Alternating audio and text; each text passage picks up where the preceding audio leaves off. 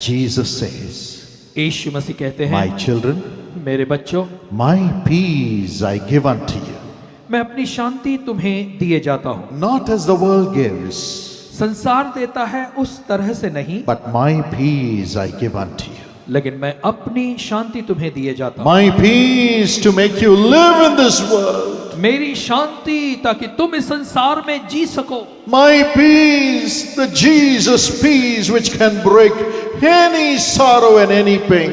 वो शांति जो यीशु मसीह की शांति है, जो हर एक दुख और दर्द का शोक जो है उससे उसको वो तोड़ सकता है। My peace, the Jesus peace which can resurrect you from every evil power and set you on high in this world. मेरी शांति यानी यीशु मसीह की वो शांति जो आपके जीवन के हर एक बुरी सामर्थ, बुरी ताकतों को तोड़कर इस जीवन में आपको ऊंचा उठा सकती है। My peace, मेरी शांति, my peace. मेरी शांति। I give you my peace, says the Lord. प्रभु कहता है मैं तुम्हें अपनी शांति दिए जाता हूँ। Today he is going to make his peace flood your heart like a river. और आज वो परमेश्वर अपनी शांति एक बाढ़ के समान आपके हृदयों में भर देगा, एक बहती नदी के जैसे भर देगा। According to Isaiah 66:13, यशायाह 66:13 के हिसाब से God says, I will comfort you like a mother, परमेश्वर कहता है एक माँ के समान मैं तुम्हें दिलासा दूंगा and I will make peace run like a river in your life. और मैं ऐसा करूंगा कि वो शांति एक नदी के समान बहते हुए तुम्हारे जीवन में आएगी। There is hope for you, my brother. मेरे भाई आपके लिए एक आशा है, There is hope for you, my sister. मेरी बहन आपके लिए एक आशा है। Jesus is coming to you. यीशु आपके पास आ रहा। And secondly, और दूसरी बात, look at that lady. और इस स्त्री को देखो। When Jesus looked at her, और जब यीशु मसीह ने उसे देखा, he said, उसने कहा, You can only give me water which will bring thirst again.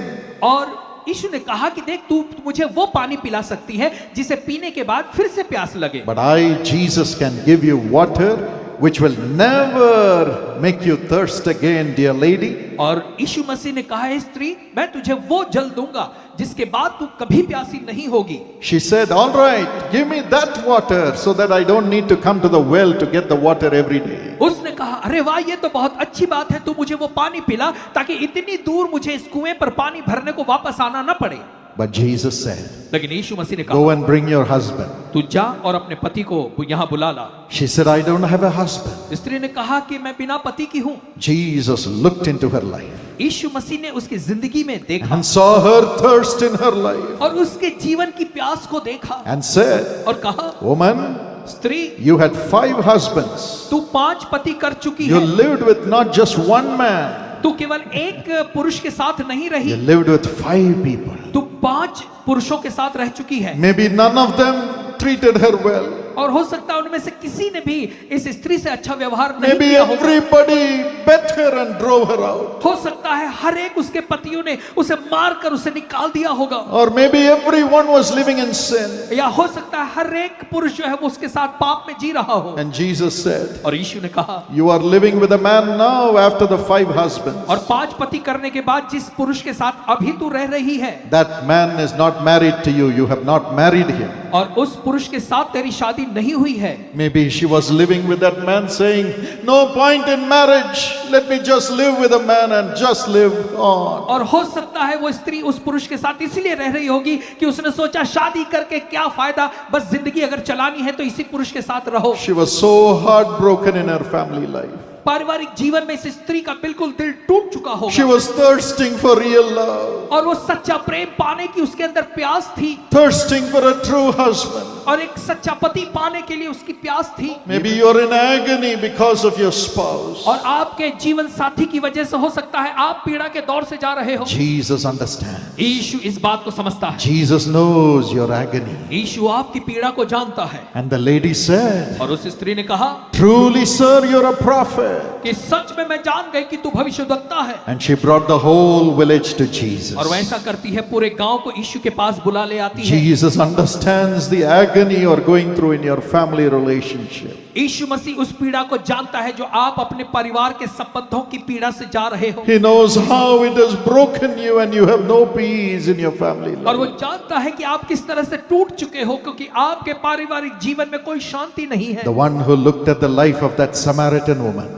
वो परमेश्वर जिसने उस सामरी स्त्री के जीवन को देखा, looks at your life also. वो आज आपके भी जीवन को देखता है He will set it right. और आपके जीवन को वो सही। Thirdly, और तीसरी बात, Jesus went through the accusations in the family. और परिवार में दोष लगाने के दौर से होकर यीशु मसीह भी गए। In Luke chapter 10 verse 38 to 42, और लूका 10:38 से लेकर 42 तक, Martha, Mary and Lazarus were living together as sisters and a brother. और मार्था, मरियम और लाजर ये भाई बहन एक साथ रहा करते थे। Martha invited Jesus to her house. और मार्था ने जो है यीशु मसीह को अपने घर में बुलाया। But when Jesus came into the house with his disciples, लेकिन जब यीशु मसीह अपने शिष्यों के साथ उनके घर पर आए, she became very busy making arrangements. और वो जो है सारी सब तैयारी करने में बहुत ही व्यस्त हो गई। And the Bible says और तो बाइबल कहती है, she was distracted. और वो जो है उसका ध्यान यहाँ वहां She बढ़ने was लगा, distracted from Jesus. और यीशु मसीह से वो बहुत ही बेचैन हो गई। She was busy working for the family, और परिवार के लिए काम करते करते करते व्यस्त हो गई। working to accommodate Jesus and his disciples. और वो काम कर रही थी ताकि वो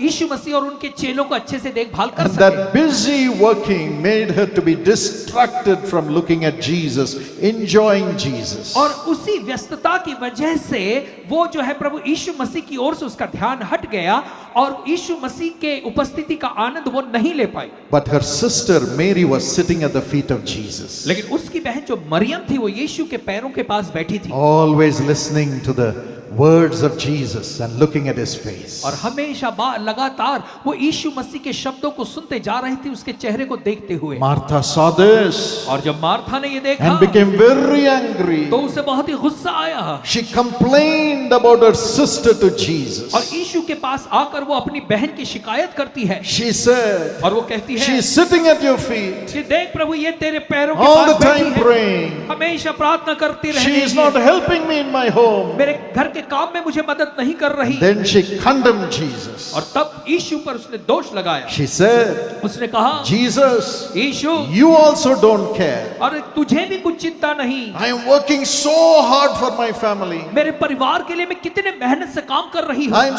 working so hard for you. तेरे लिए मैं कितनी सेवा के लिए कठिन काम कर I रही am हूँ, working so hard for your servants. और तेरे चेलों के लिए, तेरे सेवकों के लिए मैं कितनी मेहनत कर But रही you हूँ, don't care. लेकिन तुझे इसकी चिंता नहीं, You don't care. तू इसकी परवाह नहीं करता। My sister, मेरी बहन, you don't care that my sister is not helping me. तुझे चिंता नहीं है कि देख मेरी बहन मेरी मदद नहीं कर रही। She was accusing her sister और वो अपनी ही बहन पर दोष लगा रही and थी accusing Jesus. और यीशु पर दोष लगा रही थी। That's what happens in our lives, isn't it? और ऐसा ही तो हमारे जीवन में भी होता है, सच है ना? We think we have to do everything in our family for the benefit of the family. हम ये सोचते हैं कि हमारे परिवार के फायदे के लिए हमें ही सब कुछ करना चाहिए, But we rarely pray to Jesus. और बहुत ही कम हम यीशु मसीह से प्रार्थना करते हैं इस विषय And में। we think we have to minister to others. We have to serve the poor all the time. But we rarely pray to Jesus as Mary did. और फिर हम ये हमेशा सोचते हैं कि हमें लोगों की सेवकाई करनी है, हमें लोगों के लिए काम करना है,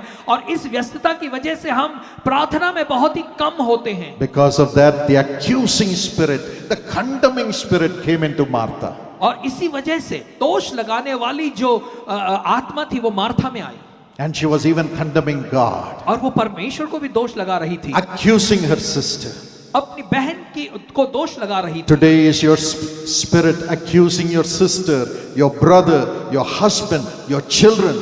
और आज आपकी आत्मा जो है आपके भाई, आपकी बहन, आपके पति, आपके संतानों पर दोष लगा रही है? Are you saying only I have to work and do everything in this family? You're all enjoying and are you cursing them? और क्या आप ये कहती हैं कि अरे इस परिवार के लिए सब कुछ मुझे करना पड़ता है, तुम सब बड़े मजे में जी रहे हो? क्या ऐसा कहकर आप श्रापित That करती हैं? spirit will take you away from Jesus. ये आत्मा आपको यीशु मसीह से दूर ले जाएगी। My dear friend, मेरे प्यारे मित्रों, maybe your spirit has lost its peace because of this. और इस वजह से हो सकता है आपकी आत्मा ने शांति खो दी हो। Jesus knows. यीशु जानता है, Jesus knows. यीशु जानता है।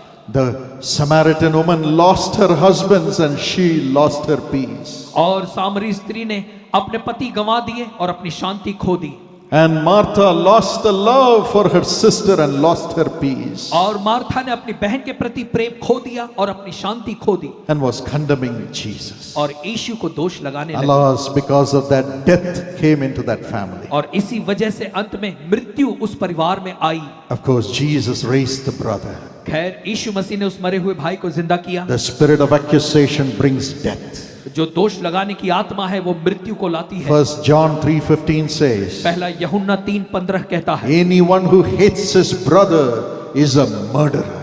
कोई भी जो अपने भाई से नफरत करता है, घृणा करता है, वो हत्यारा है।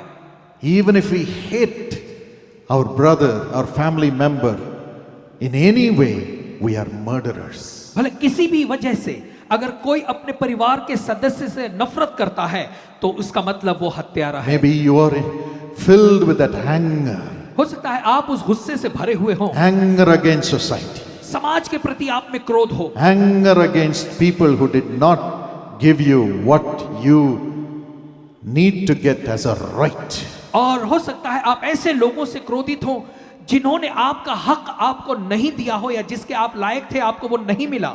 Maybe you're angry because they did not give you a job. और शायद आप क्रोधित होंगे क्योंकि उन्होंने आपको नौकरी नहीं दी। You're angry because they did not give water. आप क्रोधित होंगे क्योंकि उन्होंने आपको पानी नहीं दिया। You're angry because somebody didn't give you your child an admission. और फिर आप गुस्सा इसलिए होंगे शायद किसी ने आपके बच्चे को स्कूल में एडमिशन नहीं दिया। Maybe you're angry because your husband did not treat you well. और शायद आप क्रोधित इसलिए हैं क्योंकि आपके पति ने आपके साथ अच्छा व्यवहार Or नहीं your किया। wife was not faithful. या आपकी पत्नी विश्वास योग्य नहीं Or your रही, children were not grateful. या फिर आपके बच्चे आपकी ओर ध्यान नहीं देते। You're angry because someone in your home, someone working with you did not support you. और हो सकता है आप क्रोधित इसलिए हैं क्योंकि आपके परिवार का कोई व्यक्ति जो आपके साथ काम करता है Because of उसने आपकी this, मदद maybe नहीं- you're angry with God. और इस वजह से हो सकता है आप परमेश्वर से भी क्रोधित हो। Is there a way to get peace? कोई रास्ता है शांति पाने का In ऐसे the में? midst of the suffering, is there a way to get peace? और मेरे दुख के समय में क्या कोई रास्ता है शांति पाने का? Yes, हाँ, Jesus became our peace. यीशु हमारी शांति बना।